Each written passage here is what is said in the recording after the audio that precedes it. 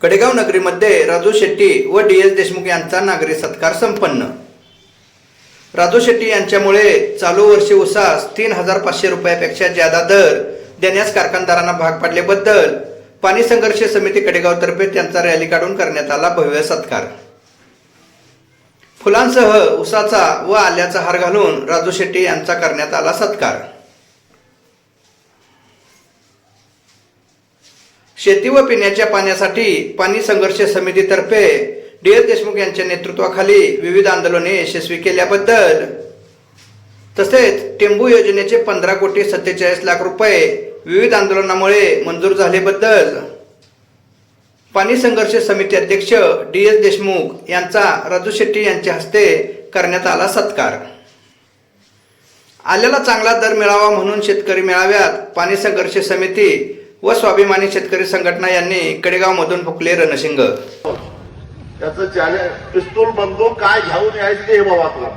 माझ्या हातात एक फक्त काठी आहे, त्या काठीनं नाही लोळवलं तर नाव बदलून ठेवतो। पिस्तुलाची काय दाखवलं? मरणाची भीती कुणाला आवडत? तो मरणाला घाबरतो, तो कशाला? तू काही करू शकत नाही। अनेक वेळा मरण आमच्या दारात आले आणि गेले, ते काय फारसा फरक पडत नाही। तेव्हा आल्याचा विषय सुद्धा मार्गाला लावून पण त्यासाठी शेतकऱ्यांनी सुद्धा जरा पुढे आलं पाहिजे। शेतकऱ्यांनी सुद्धा उलट आल्याचं आंदोलन सोपं आहे, ऊसाचं आंदोलन अवघड आहे जरा। दुधाचं त्याच्याविषयी जास्त अवघड आहे, कारण दूध नाशवंत आहे, साठवून ठेवलं तर करायचं काय असा प्रश्न पडतो। ऊसाचं 10-15 दिवस चालू शकतो, महिनाभर चालू शकतो, कारण रानात ऊस सुरक्षित राहतो। आल्याचं त्याच्यापेक्षा सोपं आहे, कारण 2-2, 3-3 महिने आले रानात राहिले तरी काय फरक पडत नाही, 1.5 वर्ष राहिले तरी काय फरक पडत नाही। म्हणजे माझ्या गोडाऊनमध्ये आलं आहे, विकायचं काय नाही ते मी ठरवणार आहे असं म्हणा।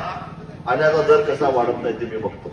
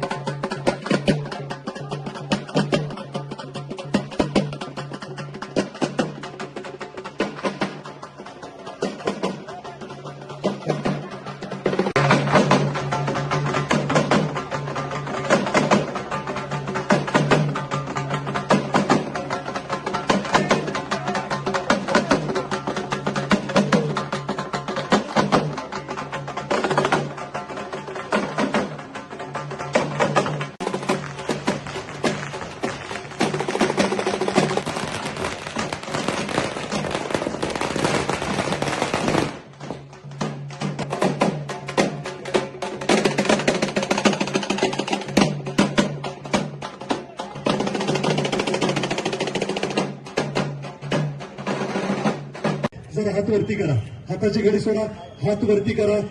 हा हात शेतकऱ्याला दिलेला वादा आहे आणि याच हातातून गरजणारी टाळी देशबापूंना मिळणारी प्रेरणा आहे।